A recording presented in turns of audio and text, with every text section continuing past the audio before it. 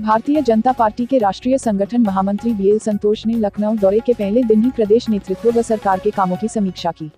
संगठन के नेताओं से पूछा कि भाजपा के संकल्प पत्र की घोषणाओं का क्या हुआ, कितनी घोषणाओं पर अमल हुआ। वहीं संघ पदाधिकारियों के साथ बैठक कर सरकार और पार्टी के बारे में फीडबैक लेते हुए रणनीति की रूपरेखा खींची। देर शाम बीएल संतोष की मौजूदगी में सीएम आवास पर हुई कोर कमेटी की बैठक में मुख्यमंत्री योगी आदित्यनाथ ने भाजपा के संकल्प पत्र के मुताबिक अपनी सरकार के किए गए काम का पूरा ब्यौरा पेश किया। लखनऊ में आज शाम 5 बजे बीजेपी कोर ग्रुप की बड़ी बैठक। राष्ट्रीय संगठन मंत्री बीएल संतोष लेंगे बैठक। सीएम योगी आदित्यनाथ बैठक में रहेंगे मौजूद। दोनों डिप्टी सीएम और कैबिनेट मंत्रियों के साथ बीएल संतोष की बैठक। चीन में कोरोना संक्रमण फिर बढ़ने लगा है। इस बार संक्रमण का केंद्र गुआंगडोंग प्रांत बना है। यहाँ पे कोरोना ने डेल्टा वेरिएंट के चलते संक्रमण में उछाल बताया जा रहा है। इस दक्षिण प्रांत का एक और शहर कोरोना संक्रमण की चपेट में आ गया है। मामले बढ़ने पे डोंगान शहर में बड़े पैमाने पर जांच शुरू हो गई है। गुआंगडोंग पिछले 31 दिनों में कोरोना के प्रकोप से जूझ रहा है। ब्राजील में हर दिन भारत से भी ज्यादा नए कोरोना केस दर्ज किए जा रहे हैं। यहाँ मौत का आंकड़ा भी ज्यादा है। पिछले एक हफ्ते की रिपोर्ट की बात करें तो भारत में 4.26 लाख नए केस आए, जबकि ब्राजील में इस दौरान 5.13 लाख नए मामले आए। भारत में करीब 9,000 लोगों की जान गई, जबकि ब्राजील में 14,000 से ज्यादा संक्रमितों ने अपनी जान गंवा दी। सड़क मार्ग से दिल्ली से ग्वालियर आ रहे राज्यसभा सांसद और भारतीय जनता पार्टी के दिग्गज नेता ज्योतिराज सिंधिया की सुरक्षा में बड़ी चूक हुई है। पायलट वाहन में बैठे पुलिसकर्मी सांसद के वाहन की जगह उसी रंग की ही दूसरी गाड़ी की सुरक्षा देने में लगे थे। मुरैना बॉर्डर पर लेने गए पुलिस पायलट वाहन में सवार पुलिसकर्मियों की लापरवाही का नतीजा यह हुआ कि 14 पुलिसकर्मी सस्पेंड हो गए। एम्स दिल्ली में बच्चों पर कोरोना वैक्सीन के ट्रायल में गुरुवार से 2 से 6 सालों के बच्चों को वैक्सीन की खुराक दी जाएगी। इससे पहले 12 से 18 साल और 6 से 12 साल के बच्चों को कोवैक्सीन की डोज दी जा चुकी है और इन दोनों आयु वर्ग पर ट्रायल पूरा हो चुका है। पिछले कुछ दिनों से अचानक एक के बाद एक बिहार में धमाकों की गूंज सुनाई दे रही है। पहले बांका में मस्जिद में धमाका, उसके बाद दरभंगा रेलवे स्टेशन पर पार्सल में ब्लास्ट और अब सीवान में बैग में विस्फोट। एक के बाद एक हुई दुर्घटनाओं ने राष्ट्रीय जांच एजेंसी एनआईए समेत तमाम जांच एजेंसियों को चौकन्ना कर दिया है। एंटीबायोटिक दवाएं आधुनिक चिकित्सा पद्धति की सबसे बड़ी खोज है। ये हर साल लाखों करोड़ों की जान बचाती है, लेकिन अगली महामारी ऐसी होगी जिस पे एंटीबायोटिक, एंटीमाइक्रोबियल, एंटीबैक्टीरियल दवाओं का असर नहीं होगा। एक नई स्टडी में यह जानकारी दी गई है। यूपी के बाराबंकी के जिलाधिकारी द्वारा सीएमओ, डब्ल्यूएचओ व स्वास्थ्य विभाग की टीम के साथ भ्रमण कर कोविड-19 के टीकाकरण कार्यक्रम के सफल संचालन हेतु स्थलीय निरीक्षण कर जन सामान्य से सीधे संवाद स्थापित करते हुए जागरूक किया गया। इस बार भी 4 धाम यात्रा समिति संख्या में ही संचालित होगी, जिसमें बद्रीनाथ, केदारनाथ, गंगोत्री व यमुनोत्री धाम में श्रद्धालुओं की क्षमता के अनुसार पर प्रतिदिन दर्शन की अनुमति दी जाएगी, जिससे कोविड प्रोटोकॉल का सही ढंग से पालन हो सके। 1 जुलाई से चमोली, उत्तरकाशी व रुद्रप्रयाग जिले के लोगों के लिए यात्रा शुरू की जाएगी, जबकि 11 जुलाई से प्रदेश भर के लोगों को दर्शन की अनुमति दी जाएगी।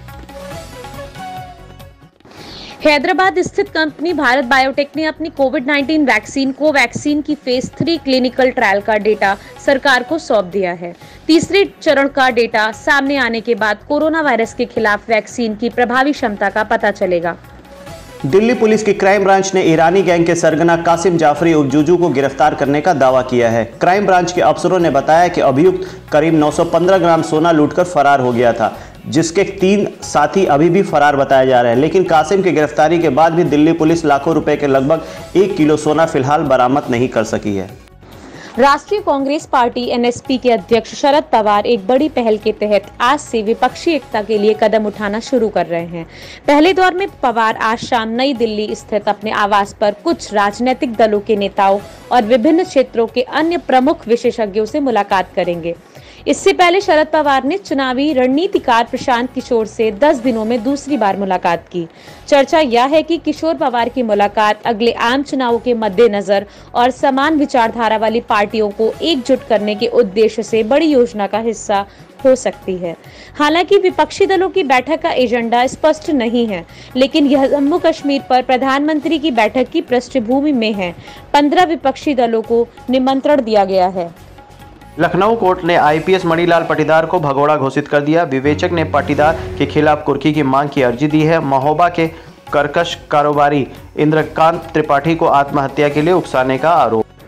जम्मू कश्मीर के शोपियां जिले में केंद्रीय रिजर्व पुलिस बल सीआरपीएफ के एक दस्ते पर आतंकवादियों ने फायरिंग की है। हालांकि किसी के घायल होने की खबर नहीं है। दूसरी ओर जम्मू कश्मीर में बारामूला जिले के सोपोर इलाके में सुरक्षा बलों के साथ रात भर चली मुठभेड़ में मारे गए 3 आतंकवादियों में से एक वांछित आतंकवादी मुदस्सिर पंडित था और दूसरा आतंकवादी पाकिस्तान का रहने वाला था। यूपी दादरी के पूर्व विधायक महेंद्र भाटी हत्याकांड में दोषी बाहुबली नेता डीपी यादव को उत्तराखंड हाईकोर्ट से और 2 महीने की मेडिकल आधार पर अंतरिम जमानत मिल गई है। डीपी यादव ने आजीवन कारावास की सजा काट रहा है। यूरोपीय संघ और ब्रिटेन ने म्यांमार में सेना के साथ संबंध रखने वाले अधिकारियों और कंपनियों पर नए प्रतिबंध लगाए जाने की घोषणा की है। यूरोपीय संघ ने म्यांमार रत्न उद्यम, म्यांमार टिम्बर इंटरप्राइज और वन उत्पाद संयुक्त उद्यम निगम पर प्रतिबंध लगाने की घोषणा की है। उत्तर प्रदेश के शिक्षा विभाग में बीते साल 2020 में एक बड़ा भ्रष्टाचार देखने को मिला था, जब अनामिका शुक्ला नाम की एक महिला रायबरेली सहित यूपी के 5 जिलों में एक साथ कस्तूरबा गांधी आवासीय विद्यालय में विज्ञान विषय की पूर्णकालिक शिक्षिका के रूप में नौकरी करती पाई गई थी, जिसके बाद बेसिक शिक्षा अधिकारी रायबरेली की तरफ से एक एफआईआर दर्ज कराई गई। अनामिका शुक्ला को आखिरकार पुलिस ने गिरफ्तार कर लिया है। कृषि मंत्री ने हाल में इन तीनों कानूनों को वापस न लेने की बात कही थी। इसके बाद किसानों ने दिल्ली बॉर्डर पर आंदोलन को दोबारा खड़ा करने की तैयारी शुरू कर दी है। भारतीय किसान यूनियन ने सभी छोटे बड़े संगठनों से कहा है कि वे दिल्ली बॉर्डर पहुंचें। इसी के तहत यूपी बॉर्डर पर किसान जुटना शुरू हो गए हैं। 25 जून तक बॉर्डर पर भारी संख्या में किसानों के जुटने की संभावना है। 26 जून को किसान मार्च निकालेंगे। 69,000 सहायक शिक्षक भर्ती मामला। लखनऊ में आज ओबीसी, एससी के छात्र करेंगे प्रदर्शन। आरक्षण के तहत नियुक्ति करने की मांग। राजनीतिक पार्टियां छात्रों को देंगी समर्थन। उत्तर प्रदेश के मथुरा जनपद में यमुना एक्सप्रेसवे पर रात एक बार फिर दर्दनाक हादसा हुआ, जिसमें मां बेटे की मौत हो गई, जबकि पिता और बेटी गंभीर रूप से घायल हो गए। घायलों को पुलिस ने अस्पताल में भर्ती कराया, जहां से उनकी गंभीर हालत को देखते उन्हें आगरा रेफर कर दिया गया। दिल्ली निवासी परिवार अपनी बेटी की शादी कर वापस घर लौट रहा था जब यह हादसा हुआ। लखनऊ में एक तेज रफ्तार बोलेरो गोमती नदी में गिरी। बोलेरो सवार एक युवक की डूबने से मौत। एसडीआरएफ की मदद से 7 लोगों को बचाया गया। देर रात निशादगंज थाना क्षेत्र का मामला। By Baviral Times. For latest news update and press the bell icon to get all